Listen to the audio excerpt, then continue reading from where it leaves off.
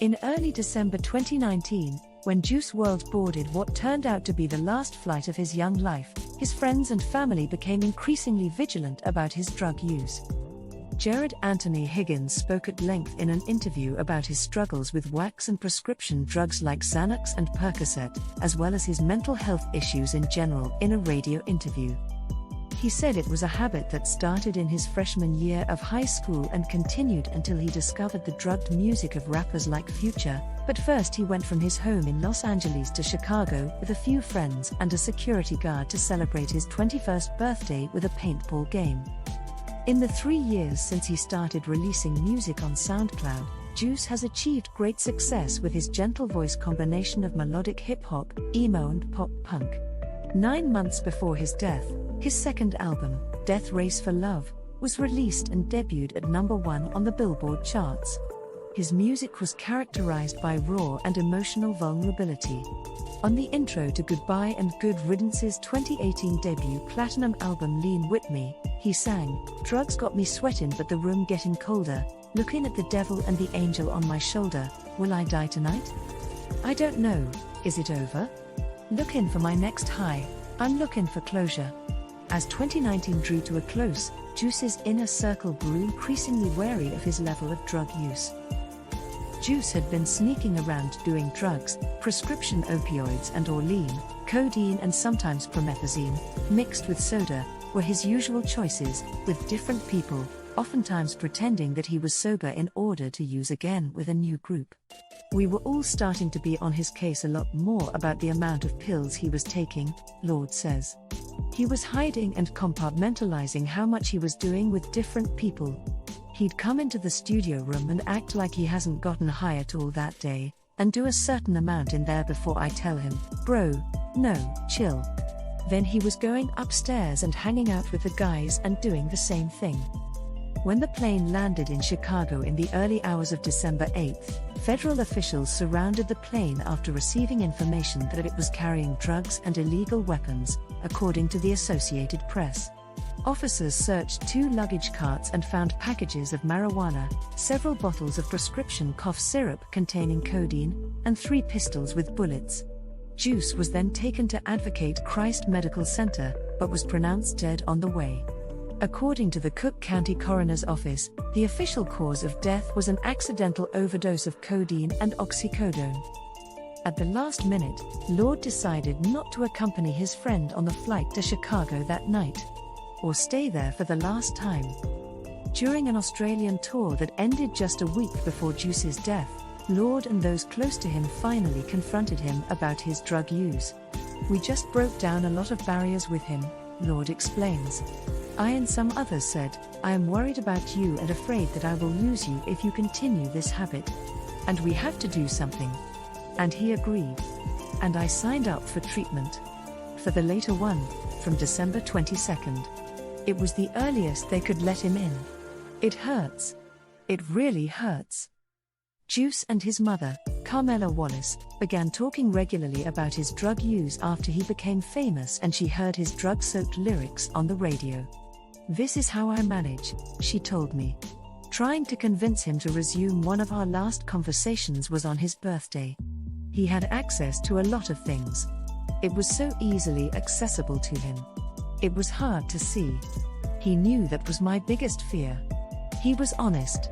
I knew it was an addiction. I understand something, and he needed help. I tried to get him to the point where I knew how serious he was." His drug use was hardly a secret, but Juice's death shook the music industry anyway. Especially in light of the recent deaths of 2 contemporaries of the time, XXXTentacion and Lil Peep, Juice paid tribute with Too Soon, a 2-track EP released by him in June 2018. In Legends, Juice sings, "XXXTentacion was shot during a robbery when he was 20 and Lil Peep died of an overdose 2 weeks after his 21st birthday." Known as a subgenre, SoundCloud rap included such raw and often tragic songs, but once the sound got close to the heart of the music, its most promising artists left. "It wasn't supposed to be like this," says Cole Bennett, who directed some of Juice's most popular music videos, including the groundbreaking All Girls Are the Same. I feel like he's reached a new level of creativity. From the very beginning, almost everyone who met Juice recognized his great potential. When I first heard it, it was just crazy, says G Herbo, his longtime friend and star of the Chicago drilling music scene. One of the hardest shit I've heard from a kid. Songwriter/producer Benny Blanco discovered Juice on Instagram and immediately began recording sessions with him in Los Angeles. He hears every second of the beat and not only comes up with the words and melody, but also plays the whole song in one take, Blanco recalls. And then he did 3 more takes and played 3 more hits on the same beat. Yes, we did 8 songs on the first day, says Blanco. It's not that his lyrics were stupid. His shit made you feel something. Juice had the rare talent to freestyle lyrics and melodies with intense emotion for over an hour on Tim Westwood's UK radio show in 2018. The place where Kudo composed songs with artist MIA. A few seconds after seeing her, Juice entered the booth. We wrote a great song, but it wasn't done on purpose. It was written for MIA and Juice came in and made his own. Kudo described Juice's insatiable desire to record as an open faucet. He just had a permanent channel. Even if an artist is a great artist, he doesn't often start recording. But he was like a kid in a candy store, so funny and so excited that he had so much fun. Realizing how wonderful the gifts I received were, I was not overshadowed by them. He was just hungry, Bennett added. I saw that there was something about him that made him different from a lot of other artists, recalls rapper Migos Offset, also had a passion for Juice. His intelligence was evident. He loved his people and the place where he came from. Juice's talents date back to kindergarten. Carmela Wallace signed up for music lessons when he was 6 years old. After seeing his ability to learn songs and play musical instruments in a few days, teachers began to tell her that her son had talent. When his family moved to Chicago's southern suburbs, he joined his high school band as a percussionist and picked up the guitar in the 7th grade. In his second year of high school, he started recording songs directly to his cell phone and uploading them to SoundCloud. He left the group a year later. It didn't make me happy, Wallace says. I was thinking about college and musical opportunities and I wanted him to form a band. I liked it, but it didn't work for him. However, Juice fell in love with his music and eventually connected via Twitter with 2 high school producers and beat makers, DT and Nick Mira. The 3 collaborators began collaborating on a clip that gradually pieced together what became the 2017 Juice WRLD 999 EP, which he eventually released on SoundCloud. Juice's music soon caught the attention of local Chicago trendmaker DJ Victorious, who began playing it for close friends. Juice also met with other Chicago music personalities, including G Herbo and producer G Money, who runs Grade A Productions with his brother, rapper Lil Bibby. Bibby and Gmani began managing Juice's career, and around this time, Bennett received a call from Bibby about a new artist he was working with. Bibby sent me a ton of Juice music, Bennett said. And me, yo, this is crazy. I fell in love with it as soon as I heard it. For a month, Bennett and Juice filmed a video for the song All Girls Are the Same. We FaceTimed for about an hour, Bennett recalls on February 24, 2018, the night before the video hit YouTube. This music, and his talent, and the way people are drawn to him, it was like, you could feel it. Bennett's instincts were correct. Almost overnight, videos began to pile up in huge numbers, drawing attention to Juice's debut EP, especially Sting's Lucid Dreams, which included Shape of My Heart by The Police. Befuddled, lush, slightly juvenile but soulful, the track was Juice's breakthrough hit, peaking at number 2 on the Billboard Hot 100. Juice then signed a $3 million recording deal with Interscope Records. As Mila, who produced the song and much of Goodbye and Good Riddance recalls, Juice had few subscribers when Lucid Dreams was uploaded to SoundCloud in its first year, but the song still had 500,000 views. It's a good song and its strength is that it moves. To date, the song has been streamed over 1.6 billion times on Spotify. By the time Death Race for Love was released in March 2019, He was already a real star. He kept coming in and out, Mira says. I've seen a lot of people explode in front of me, but I don't think I've ever seen an artist explode that fast, says Bennett. It's unprecedented to see an artist go from underground to superstar in a matter of months. Juice's music, with elements of pop music and references to emo and pop punk, was aimed at a wide audience. Mila believes that his openness instantly made him a star. There was always an element of relevance. Everyone could feel real emotions. He wrote songs not only to earn money. Let the world judge.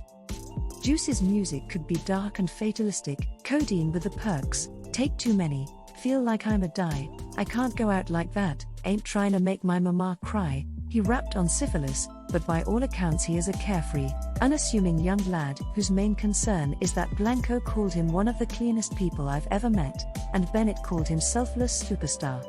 It was crazy because he didn't know what an ego was, adds Bennett. His body didn't even have the bones to understand the meaning of the word.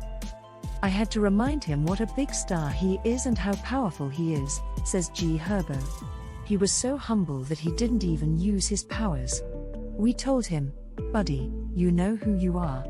You are Juice WRLD. Instead of spending money on trinkets like cars and jewelry, Juice treated himself like he was still a kid. In addition to buying a house in the Los Angeles area, he collected Yu-Gi-Oh! He played classic PlayStation 1 and Sega Genesis games, bought paintball guns and ATVs for friends. All he cared about was having fun with his friends and trying to be in the moment, says Lord. He didn't care about extras, except for his loved ones, friends, music and fun. I don't have a car, but I have 10 dirt bikes and 4 ATVs so I can go somewhere and have fun. With my friends. He was just a child.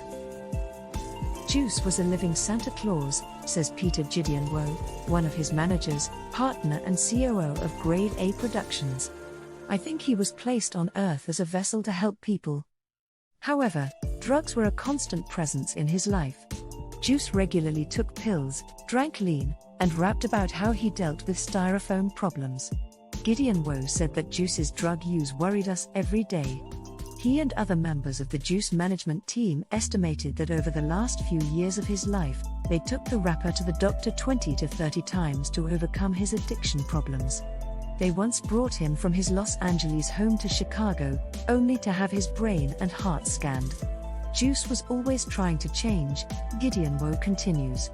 Overcoming addiction takes time, but we don't have much of it. Juice was talking about getting clean, says Mira. It has always been an open topic for him. His problems from time to time, his battles with prescription drugs. Everyone felt love for him. We knew he was good and I wanted to make sure I didn't have to hide those issues. We all did our best for him. It's just an uphill battle. Juice realized the pitfalls of his habit. I smoke weed, but sometimes I make mistakes and draw the wrong conclusions, he told the New York Times in 2018. Excellent appearance. I want to be there, but I don't have to overdose when I'm not there. In a 2018 radio interview, he said about the drug, it can tear you apart. Prior to her Australian tour, Juice mostly enjoyed life in Los Angeles. An old friend he met in Chicago, producer Chase the Money, who had recorded an unreleased rockstar status with Juice years ago, marked his posthumous number. I remember being at the rapper's house a few months ago. I recorded millions of beats and he just rapped, says Chase. The money. Brother, he was fine. I was happy with him. Huge house with a fucking pool. Just everything. It was good. I was happy to see him doing shit. A few weeks later, Bennett was there, and all of Juice's friends gathered by the pool to play 500. Blanco recalls recording the song with Juice about a month before he died. All his friends told me that Juice is fine and looking forward to the future. We were going to take things to the next level, says Bennett. He has always trusted me, but finally he can trust himself more. However, Kudo's last conversation with Juice was a little different. Kudo says that he and their mutual friend, ASAP Bari, had a heart-to-heart talk with Juice about their growing drug use. According to Kudo, Bari told Juice that if he continued this habit, he could die, Much like Bari's best friend and prolific ASAP Yams died of an accidental drug overdose in 2015. I warned you. We talked about what was happening to him and how he could keep his composure, Kudo recalls. I'm not trying to be his parent, I'm just trying to be his friend. Kudo thinks that Juice may have gone too far to take their advice. Because at some point when people tell you not to do something, you just do it behind closed doors. There are no comments from those who were on the plane with Juice that December night, but there is only speculation about what happened in the last moments of the rapper's life. Knowing how he was the prior week and knowing how he acted the night before boarding the plane, I sincerely believe he overdosed. He added, Lord suggests that Juice may have taken the pills simply to stay high during possible police custody. He could say, oh, damn, we're being detained. What if I can't take anything for 2 days? What if I have to get booked and get bailed out? I'm not trying to come down. I want to make sure I'm high. Soka's mother is more concise. And I made a decision not to hide it from the very beginning. I want people to know the seriousness of the issue, she said. That's why she launched the Live Free 999 Foundation in April 2020. It aims to help young people deal with anxiety, addiction and depression. After his death, fans were inundated with comments about how his music helped them, and some even said it kept them from committing suicide, Wallace says. It resonated with me and made me realize that the message of healing must continue. I felt it was my duty to continue to help others. It helps me too. More than a year after his death, Juice's music is still one of the most listened to in the world. The posthumous album Legends Never Die was released last July. It quickly hit #1 on the Billboard 200. It's nice to watch, but it's also sad because I miss him, she says. His impact on the world is huge, adds G Herbo. Only he could do it. I've never seen anything like it. It's because of his work when he was here. I say I'm not surprised by the relevance. I'm not surprised at all, he says. It's amazing to see how many people have supported him and are his fans. It's incredible to see how much people loved and still love him. Most of all, he says that he just misses his friends. I take it with me every day. Please like, subscribe, and hit the bell icon as this helps our channel grow and create more interesting videos for you to watch.